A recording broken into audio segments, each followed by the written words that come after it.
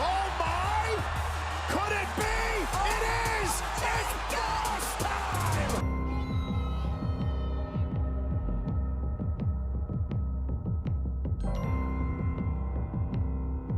Hello everybody, welcome back to another episode of The Mandalorian where I'm going to break it down, review it, recap it. Last episode we left off where Moff Gideon has his people tracking the Razor Crest, the same Razor Crest that is on its way over to meet Ahsoka Tano on Corvus. Moff Gideon says he's ready. And we will be ready. He has an army of what looks to be dark trooper suits. In addition to Moff Gideon, we also got a lot of member berries and lore and explanations into what the Empire wants to do with the child, even though sequel connections aren't that intriguing or interesting to me. Either way, we're about to hop into this episode and we're about to break it down, talk about it as soon as it ends. If you like this review and if you want to hear more, be sure you like, comment, share, and subscribe. We're going to be back in just a moment with some immediate thoughts as soon as it ends. Alright guys, stay tuned. Here we go.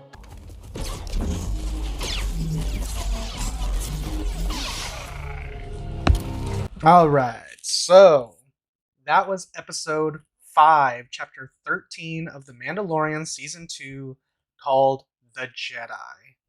Incredible episode. Dave Filoni, you fucking genius. I don't think there was anybody else who could have handled the story like this with his character, his baby, his creation, Ahsoka Tano. What an episode. We got prequel connections, Clone Wars connections. Ahsoka towards the end, she name drops someone that now creates a Rebels connection. She name drops Grand Admiral Thrawn. I thought she was going to mention Gideon to try to, connect the storylines together, but the fact that she name drops Thrawn opens up like a bunch of other worlds of problems. Because Thrawn does work for the Empire, and he's also very sadistic in nature. You have to watch Rebels to kind of get this grand scope of his character and his presence. But that's definitely something to look out for. This episode itself, it reminded me a lot of The Empire Strikes Back, just in the way it was presented, how Ahsoka and the child, now we know his name is Grogu, they had a connection through the Force. They were conversing, which I thought was really good. She explained the Force to Mando in almost the same type of verbiage that Qui-Gon explained it to Anakin in The Phantom Menace. There's just a lot of callbacks that I really, really enjoyed. Especially, now that I bring up Anakin, Ahsoka tells Mando that she cannot train Grogu because he has an attachment to him, and that she's seen what an attachment can do to a fully trained Jedi Knight, because Anakin wasn't a master yet. You are on this council, but we do not grant you the rank of master. What? So she saw what fear and attachment, can lead to a great Jedi's downfall. His attachment to you makes him vulnerable to his fears. His anger. All the more reason to train him. No. I've seen what such feelings can do to a fully trained Jedi Knight. To the best of us. I will not start this child down that path.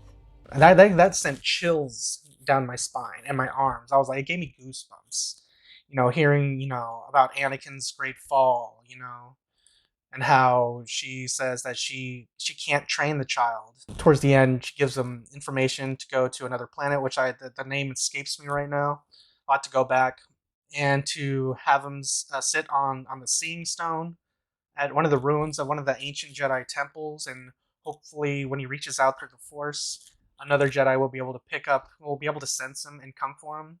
So that's going to be interesting down the line. I'm a little surprised we didn't get Gideon in this episode, but I guess that's solid because otherwise the episode would have felt too cluttered. But I really enjoyed what we got. It felt very simple. Mando meeting Ahsoka, which was great. I thought they were going to save Ahsoka more so towards the end of the episode. But the fact that we start the episode with the cold open of Ahsoka already being in action, lightsabers out, cutting through bad guys, it was incredible to see. Especially seeing Ahsoka all grown up, Rosario Dawson, it was a little jarring at first. I had to, get used to it a little bit, but now I can totally see Rosario Dawson as Ahsoka. That's only just because I've seen Ahsoka as animation, and from the voice actress, was it Ashley Eckstein? Like, that's the voice that it's the voice of Ahsoka for me. So it's gonna be it was a little jarring at first to kind of see Ahsoka in live action in a new person's body, and and that person's voice. So it took me a minute to get used to it, but I did. Loved it. Mando gets the Beskar spear at the end. It's setting up for what I think is going to be Gideon's attack, or Gideon's confrontation next episode. I'm glad that the lore centered in this episode was focused on the Force and how it works. I also like to find the little detail of Mando calling the lightsaber a laser sword. It feels like that's the term used when someone who doesn't know what a lightsaber is, they just kind of hear of the Jedi, of stories like, oh, the great mythical wizards with their laser swords. You're a Jedi Knight, aren't you? What makes you think that? I saw your laser sword. Only Jedis carry that kind of weapon. Perhaps I killed a Jedi and took it from him. I don't think so. No one can kill a Jedi. I wish that was so. Like, I love that detail. Like, if you don't know what it is, you just call it a laser sword because you don't know the actual name of it. It kind of just feels like it's just a laser sword. Like, it's not, you're not calling it by its proper name. Which is why it kind of bugged me in The Last Jedi when Luke refers to it as a laser sword. I was like, how disrespectful. So why would you call it a laser sword? You spent this entire time, you wanted to become a Jedi. You want to fight for the rebellion. You saved the universe. Have some respect for that weapon that helped you. That kind of stuff bothers me, but overall, episode was great. And I think I'm just going to hop into the recap in just a second. But man, Dave Filoni, you beast. Great episode. All right, guys, recap coming in just a second. All right. So the episode opens with Ahsoka Tano kicking ass and taking names the only way Anakin Skywalker's Padawan knows how. So Ahsoka's theme is heard when she confronts the magistrate who has been waiting for her. Ahsoka wants information, something that we actually learn about a little bit later in the episode. Ahsoka gives them an ultimatum, one day to decide, or she comes in and fucks everyone up.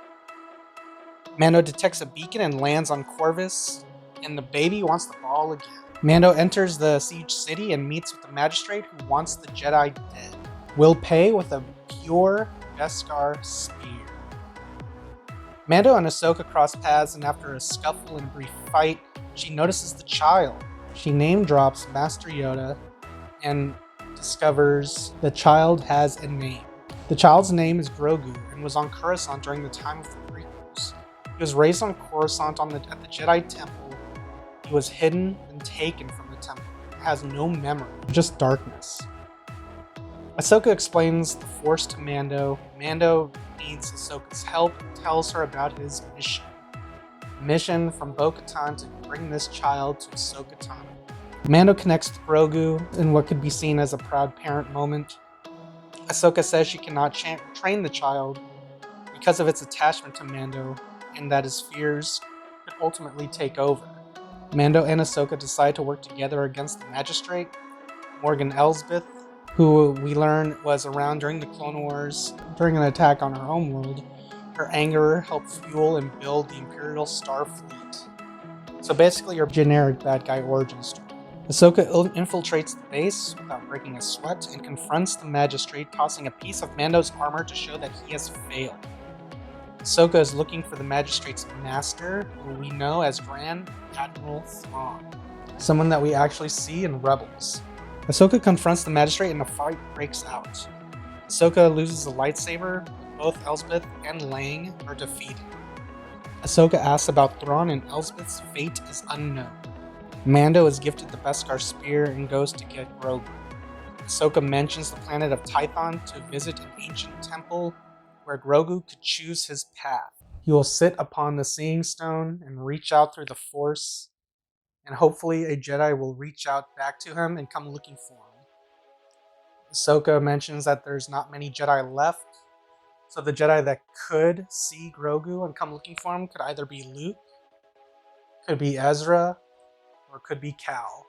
And that was the episode. Cannot wait for the next one.